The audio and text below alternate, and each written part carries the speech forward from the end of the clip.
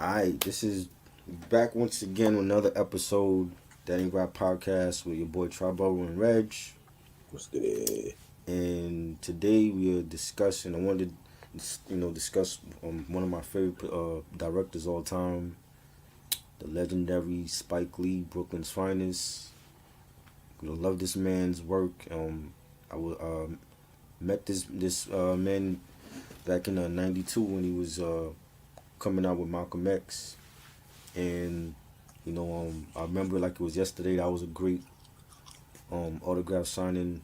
By chance, I happened to be at the Macy's Herald Square in 34th Street, and um, I was actually getting ready for my freshman year in high school and doing some shopping, and then he happened to be doing an autograph signing there, and I met Spike, and he signed my autograph, and I have the autograph. I kept it ever since, and that same year he was promoting Malcolm X. I actually did a book report on the autobiography of Malcolm X by Alex Haley, and he's always been one of my favorite directors. From She's Gotta Have It to School Days, Do the Right Thing, Mo Better Blues. All of those movies I've seen. I've seen a couple of his films in theater, and wanted to discuss, like, some of it is underrated because I feel like he has his classic movies. Everybody knows Do the Right Thing, and Malcolm X. Even the recent the Five Bloods. But I wanted to discuss like some of his underrated movies that don't really get a lot of recognition.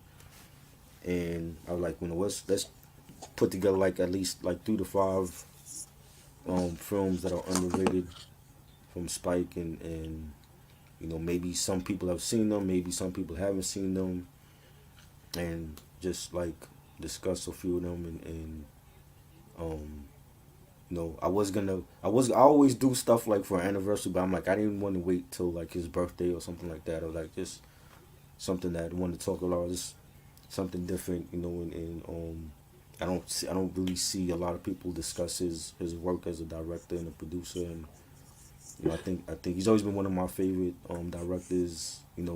Right up there with Quentin Tarantino and Steven Spielberg. A few of my directors that I like, and I just wanted to discuss some of his stuff. How did you get into Spike Lee's films, or what was like your first memory of a Spike Lee film? Oh wow. Probably do the right thing. Right. Probably like the great introduction to his style, Mm, to the writing, the rawness of it all and shit like that. Like right. the street poetry, whatever you want to call it stuff.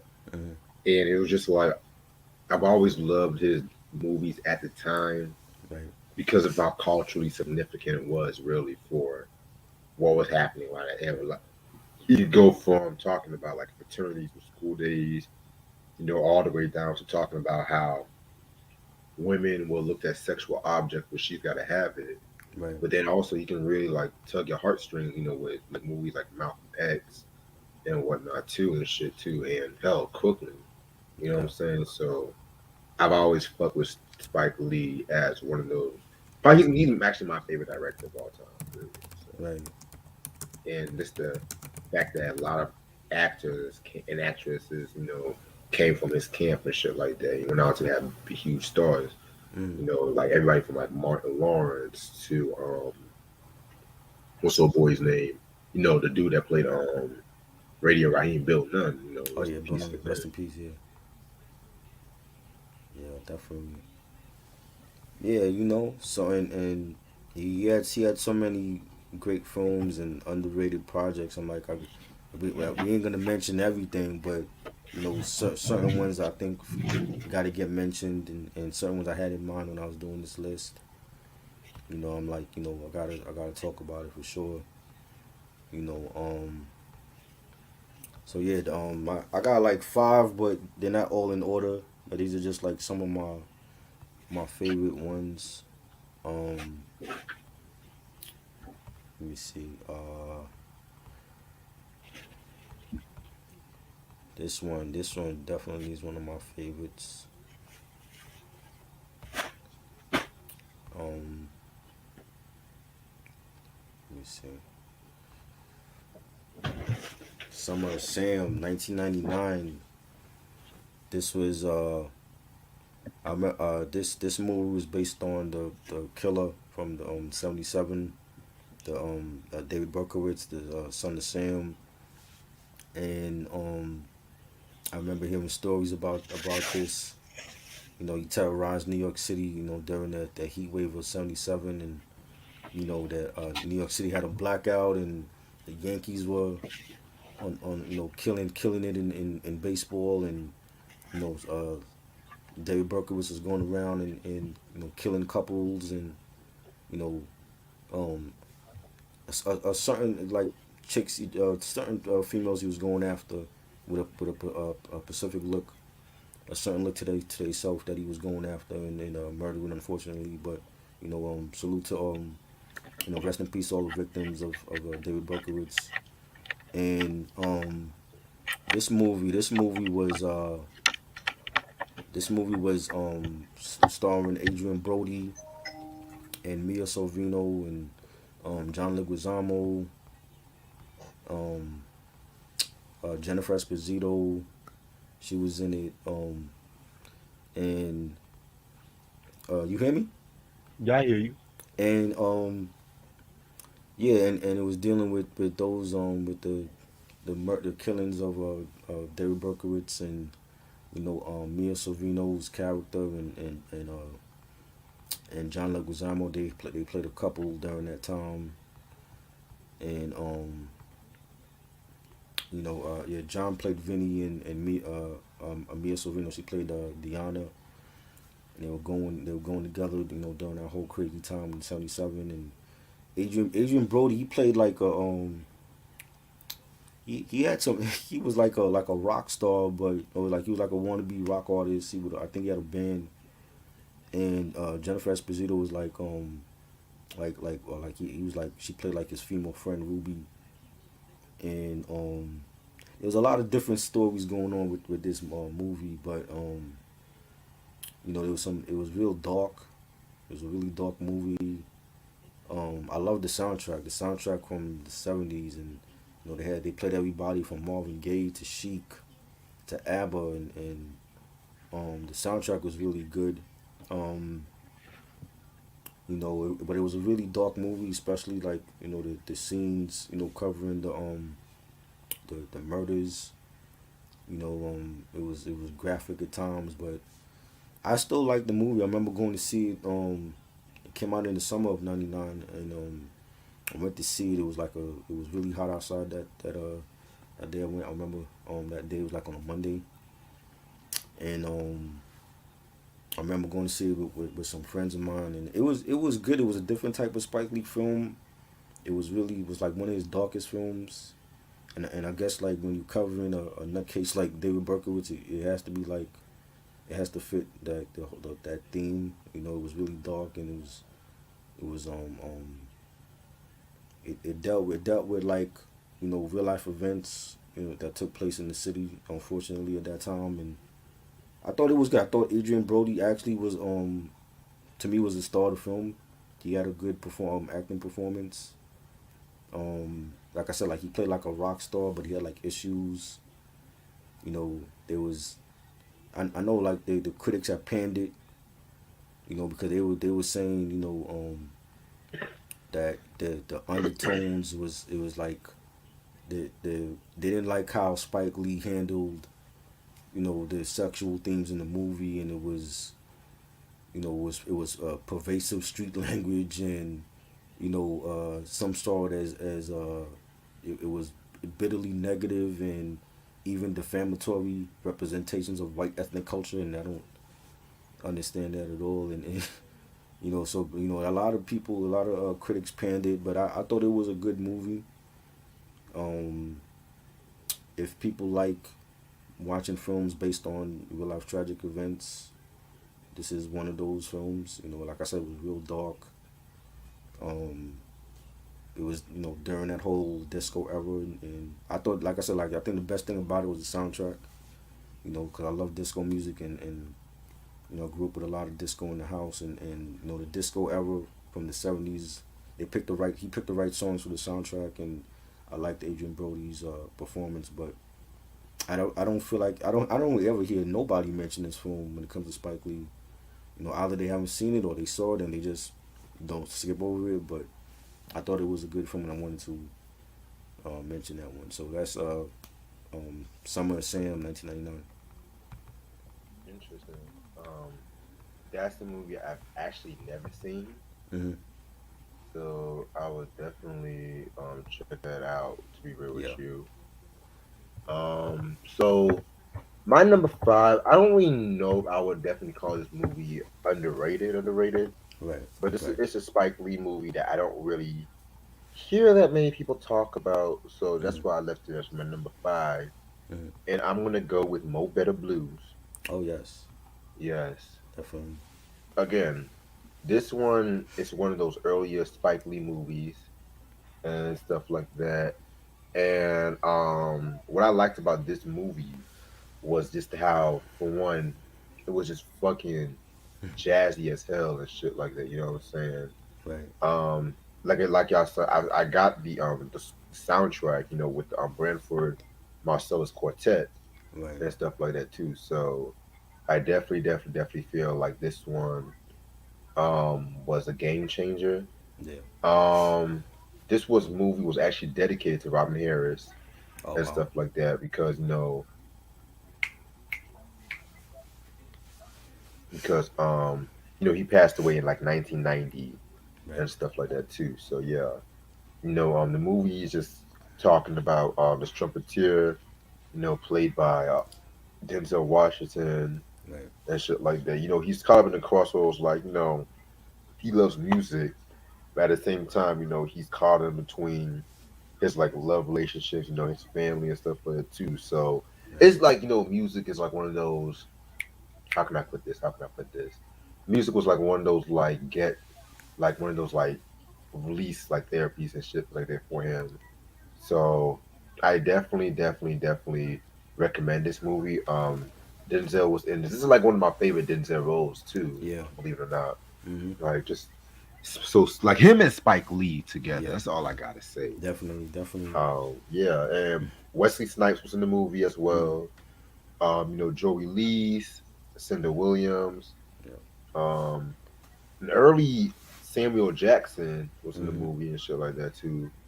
Right. Because he did like some work with what's his name, Spike Lee as well too Right. and shit. So yeah, man. And the reason why I called this underrated was because when it comes to like the Spike Lee, when it comes to like the Spike Lee signature movies, it's always Do the Right Thing, Malcolm X, Mm-hmm. which I like I said, I love those movies.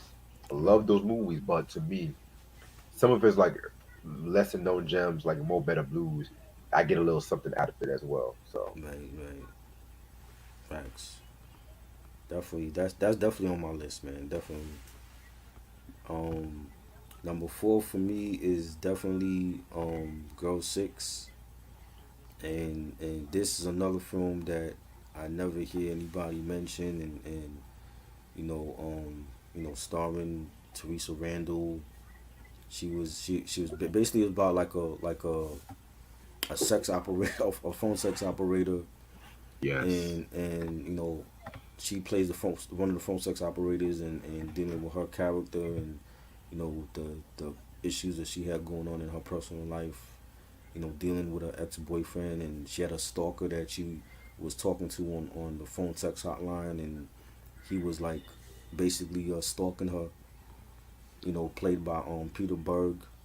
um and I remember seeing this. I saw this actually for my birthday in '96. I was in Virginia, visiting some family, and I went to go I went to go see this, and I saw Happy Gilmore the same day because Happy Gilmore was out at the time, and yeah, that's like my first time I went to see two movies in one day, and it was interesting. There was a lot of Prince did the soundtrack for Girl Six. Rest in peace to Prince, and Isaiah Washington played the ex boyfriend of Teresa Randall's character, and I thought it was funny at times, and then you see like the dark side of that world, that underworld of you know the adult entertainment business, and um she I think she was like doing it to make ends meet, you know what I'm saying? But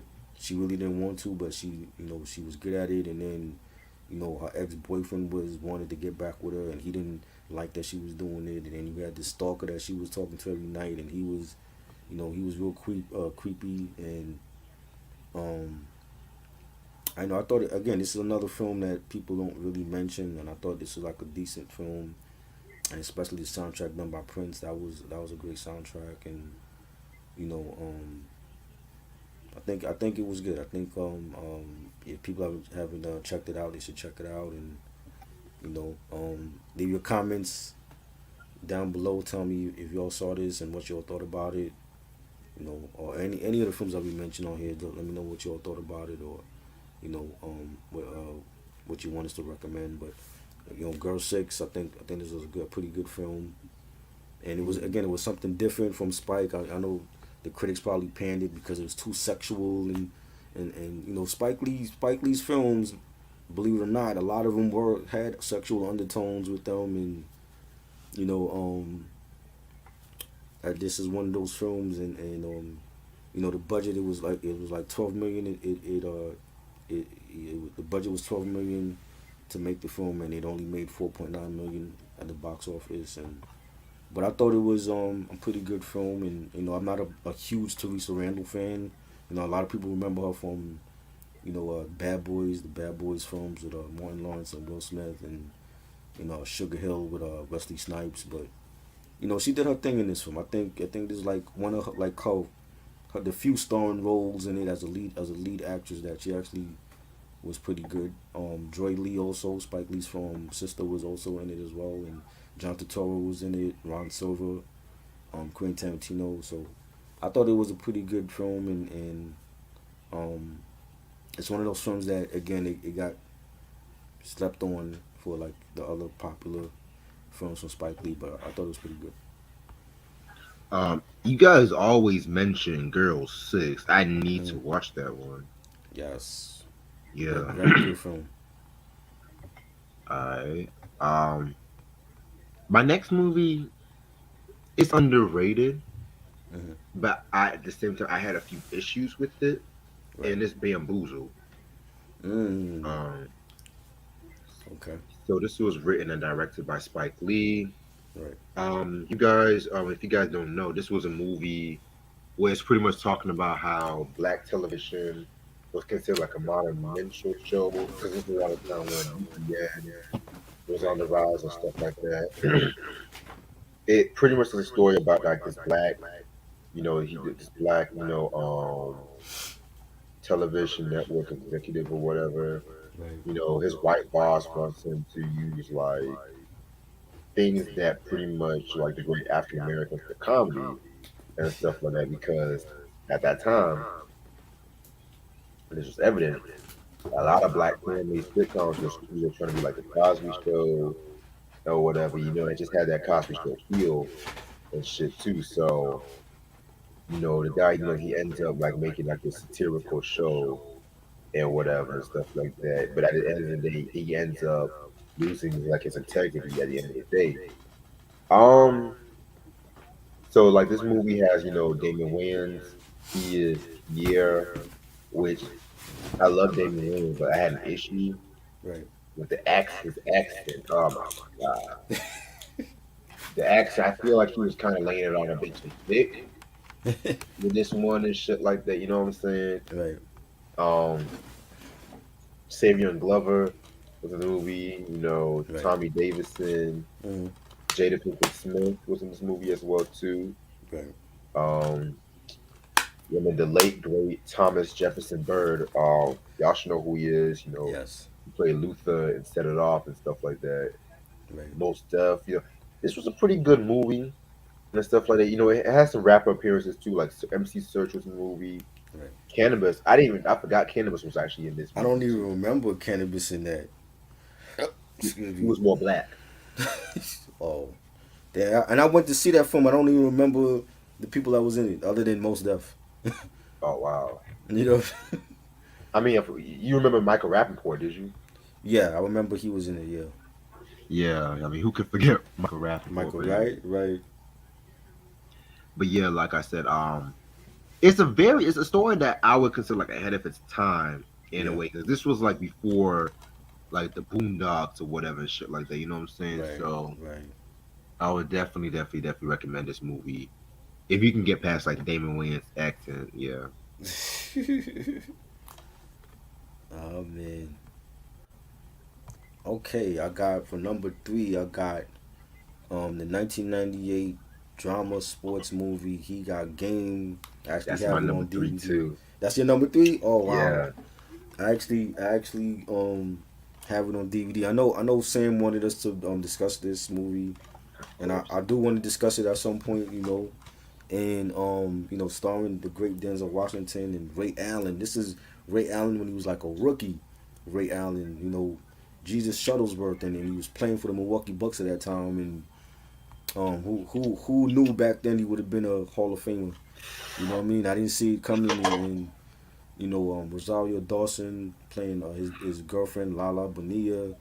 You had Jovovich. You had John Turturro again in this film. You had Rick Fox was in this film. You had a whole bunch of people. The late great Bill Nunn was in this film.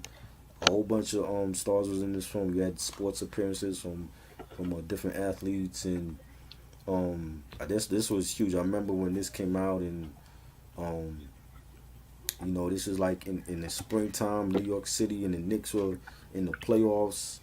And there was a buzz in the air about this film, and you had Denzel playing Jesus Shuttlesworth father, and he ended up going to prison because he had a fight, a violent fight with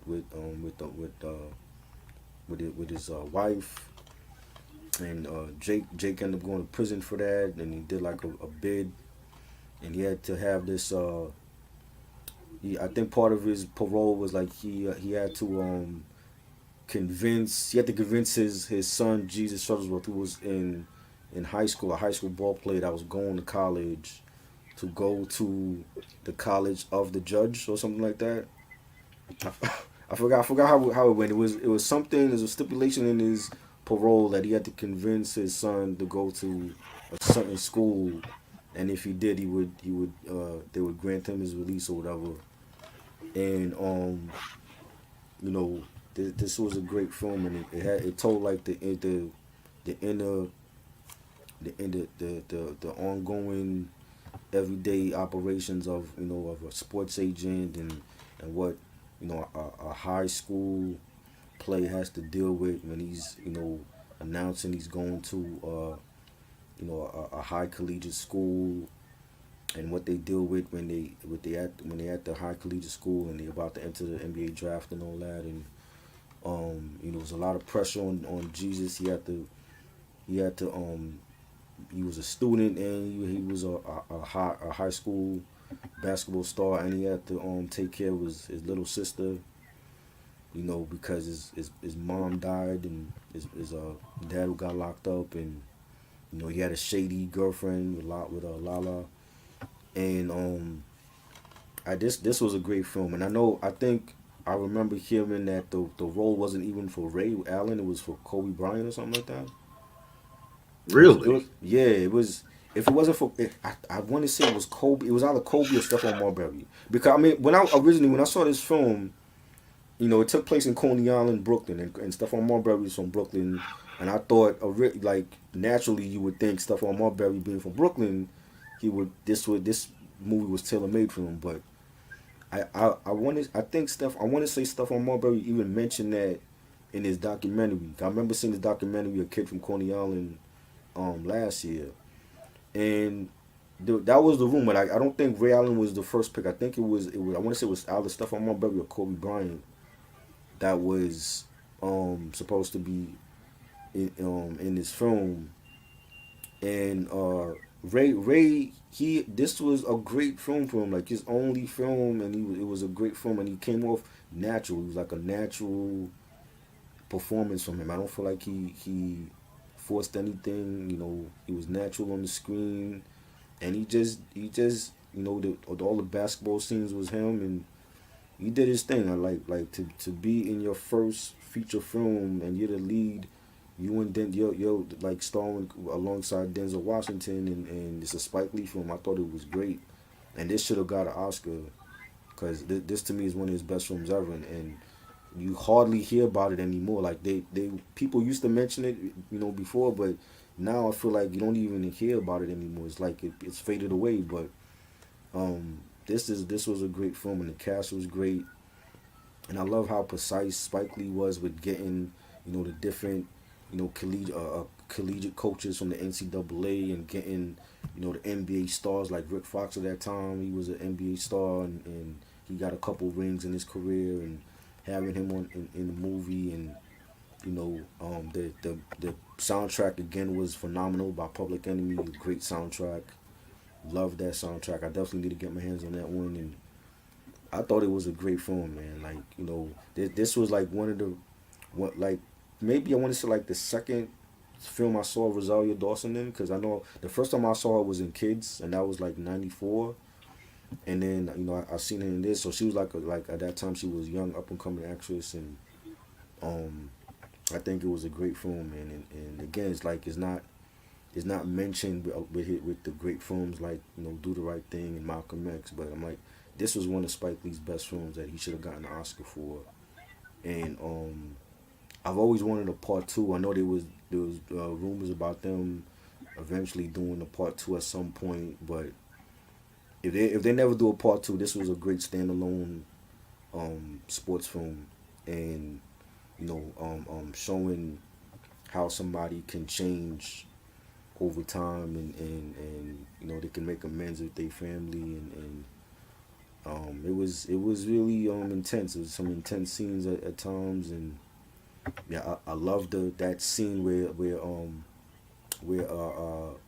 Jake challenges his son on the basketball court to a game, and he's like and Jesus couldn't stand his father after what happened with the mother. He couldn't stand him, and he didn't want nothing to do with him, and Jake had to convince him that he was a changed man, and that you know I remember him telling him in the film, if God forgives, why can't you?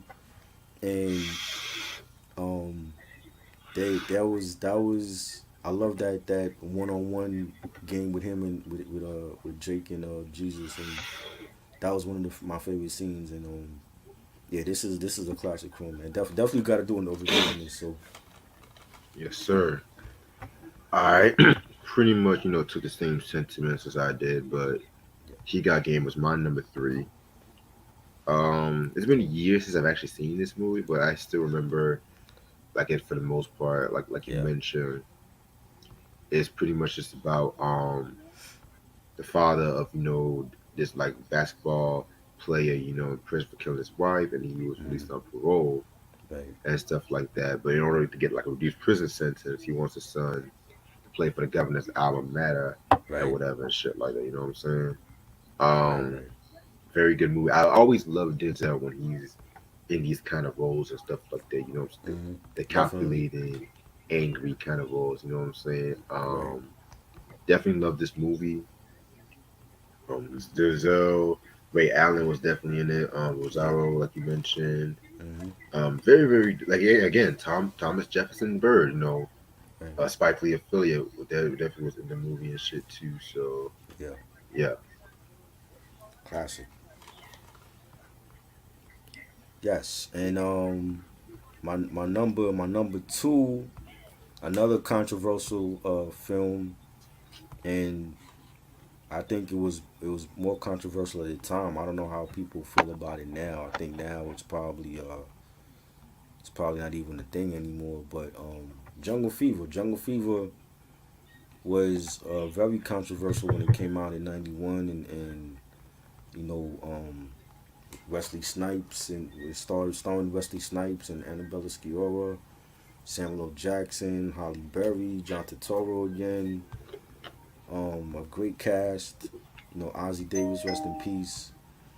And that was dealing with a married black man named Flipper. And I think his name was funny. A married black man named Flipper who he came. He had a daughter and a wife, and he was a very loving family. And he started an affair at work with his white secretary, played by Annabella Sciorra. And you know, I think at that time it was very controversial, and the black man with the white woman. What is he doing with her? And then Annabella Sciorra's Angie's family, when they found out that she was dating a black man, she had beef with her family. They didn't like it. And you know the black man stepping out on his marriage with a white woman. You hear that all the time in society.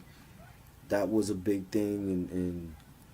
And I remember when that film came out. And it was a lot of uproar from the media and Spike Lee. They didn't like it. And you know it made 43.9 million at the box office. I love the soundtrack. A lot of Spike's movies that came out with the soundtrack. The soundtracks were memorable, like you know the Mo Better Blues soundtrack, the Hmm. Do the Right Thing soundtrack, the He Got Game soundtrack. This soundtrack was Stevie Wonder did the soundtrack for the movie. And that's a great soundtrack. And I don't now things are much more different now in society. I don't think it's even an issue anymore with a black man dating a white woman. But back in '91, it was a huge thing. And people just need to get over it. You know what I'm saying? Like, love is blind, and you love who you love. So whether it's white or black or Latin or Asian, it is what it is. You know what I'm saying? And as long as they treat you good, that's all that should matter. It shouldn't matter like what race you are and all that. So, but I definitely think this was a great film. To me like I think it got more controversy for the wrong reasons, and people focus on that and not the actual film. And I think that's why it's not really like people don't mention it. But I think it's one of his best films. And again, this is another movie that could have been not he could have gotten an Oscar for easily. It's definitely a great film, great cast. One of Wesley Snipes' best films in my opinion. As an actor. And I definitely wanted to put it on this list. So Okay, okay. You know, hmm, would you be surprised if I had that as my number two as well? oh wow, and we didn't even look at the list. I didn't even actually list of nothing. So that's crazy. Yeah. Hopefully, our number ones are different. That's all Right. I gotta say. Hopefully. My number one is different already. Okay. Yes. All right. So, Jungle Fever. All right. Man, man, man, man. Where do I begin with this movie? So, like you mentioned before, very controversial movie at this time, Yeah. at a time and stuff like that.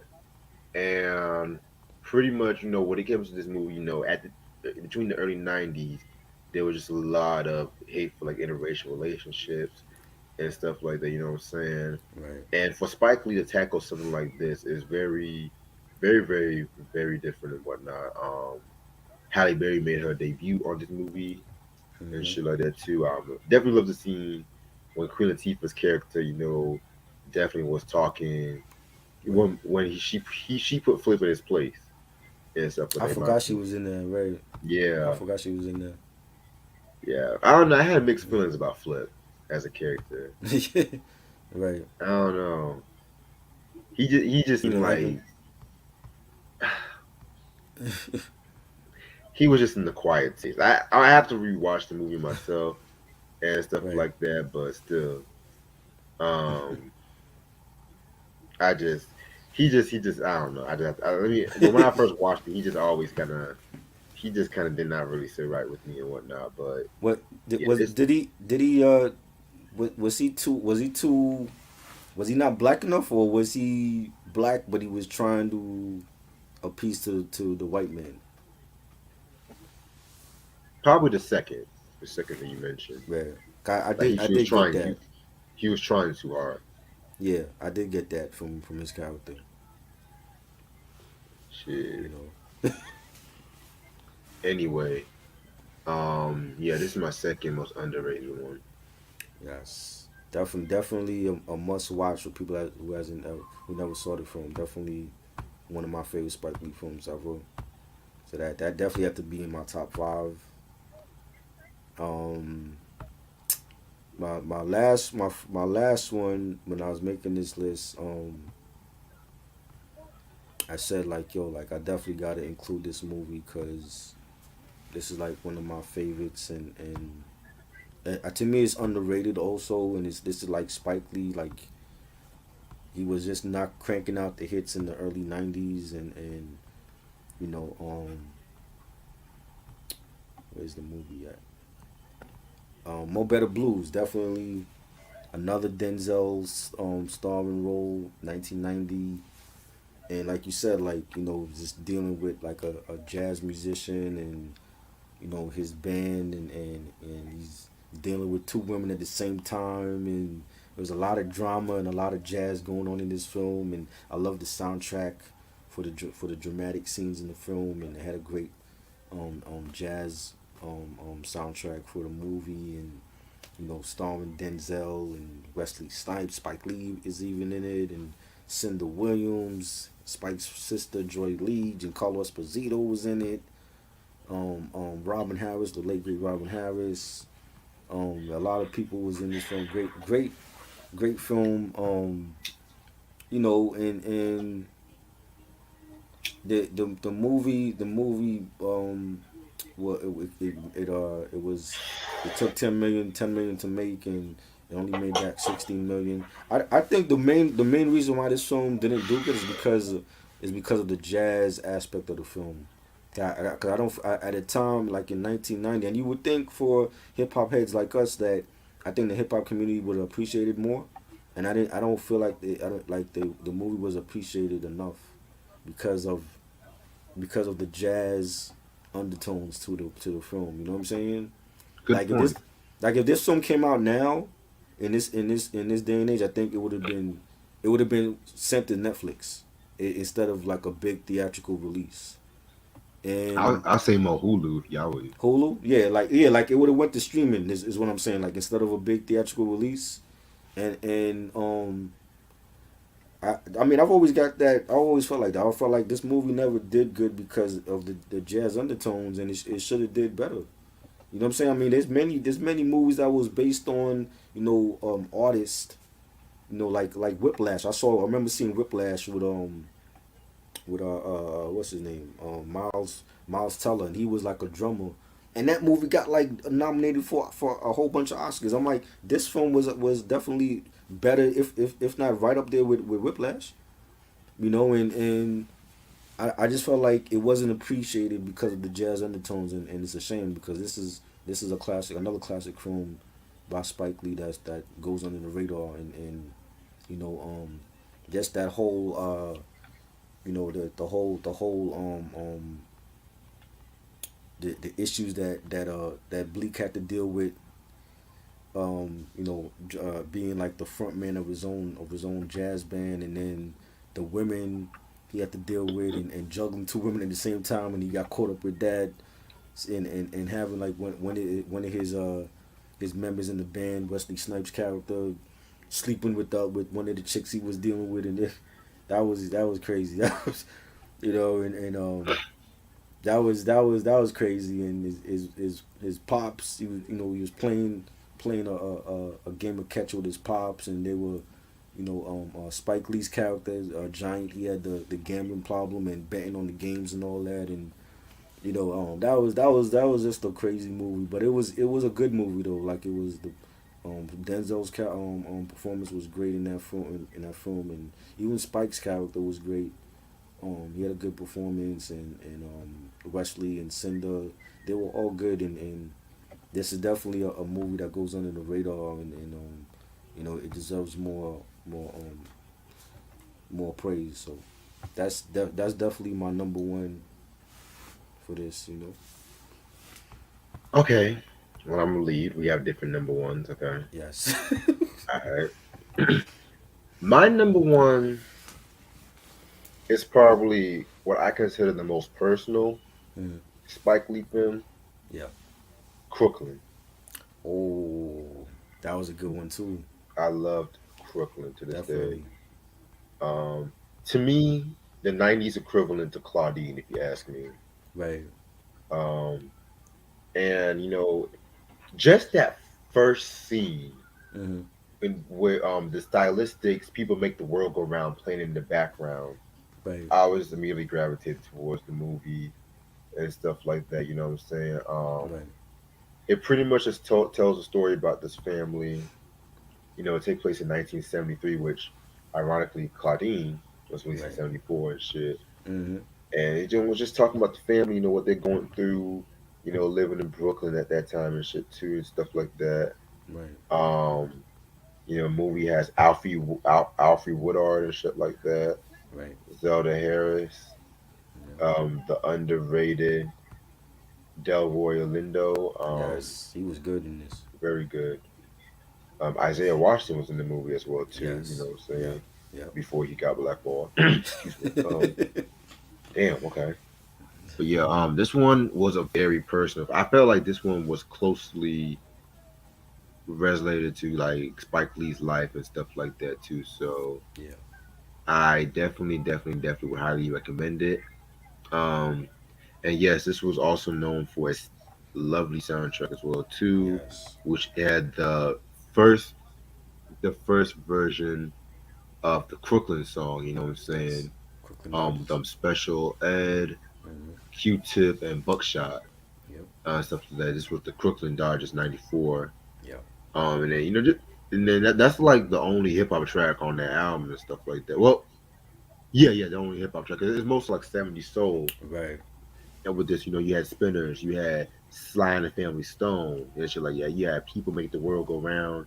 Of course, by Stylistics, you know what I'm Right. saying? Just kind of like the Dead President soundtrack, you know what I'm saying? Right. So Right. True. I would most definitely recommend Crooklyn. Again, one of those Spike Lee movies that I don't hear a lot of people talk about. Right. Facts. Yeah. That's definitely a great movie, and I think my mom had told me that it was based on her neighborhood back in the day in Brooklyn, and it definitely was a great film. And Delroy Lindo was an underrated actor. Like he's done so many great films, and he goes on the radar too. So you know, Yes, def- sir. definitely a great film. And I mean, there's like so many more movies I could have mentioned. 25th Hour with Edward Norton and Rosario Dawson. That was a good one. Um, what's another? Miracle of Saint Anna. That was a good one that I enjoyed. Um, what else? There's a lot of different Spike Lee films. That Inside Man was pretty good. The Old Boy remake that was pretty good. There was so many others that Chirac, I enjoyed that one too. Like I said, like this man has classics, and he has like a lot of great movies that went under the radar. And what I'm saying, I didn't want to like do like a whole uh 10 top 10. We would have been here for like 2 hours discussing that, but I just wanted to pick like just like five like underrated gems from Spike Lee. And this was great. Like it was great to talk about like some of these films, and revisit a lot of these classic films. And I always look forward to what he's coming out with next. It's always his movie's always different from the last one, and he managed to stay relevant and stay fresh for 30 something years. So this is great. This is great. Yeah, I definitely enjoyed this fucking list right here, shit too. Yeah. This definitely, um, that Do the Right Thing review is gonna definitely come in soon now, Yes, definitely gotta do that. for And real. and he got game. I definitely want to talk about he got game because I'm like I wasn't gonna do it, and then I remember Sam asked me like last year I think to do it. I'm like, yeah, I gotta. That's one that I definitely want to talk about. So You know what I mean? Yeah, I definitely got to rewatch that one and shit Yeah. too. Yes. I've seen that. I've seen he got game like so many times. Like a lot. One of my favorite Spike Lee films, definitely. So definitely gotta discuss that one. Okay, I'm definitely down for that. Yeah, dope. So this was great, bro. Thanks for Always. this. This is Danny Rap Podcast. Top five underrated Spike Lee films. Leave the comments in below, down below. What are your favorite Spike Lee films, or most underrated, or Spike Lee films you don't like? Let me know in the comments what you all think about the list, or share your list in the comments. Subscribe to the channel, like, comment, share, and we'll be back next week with something. So Yes, I thanks a cannot lot, wait. man. Yes. All right. All right. Peace. Peace, bro. All right.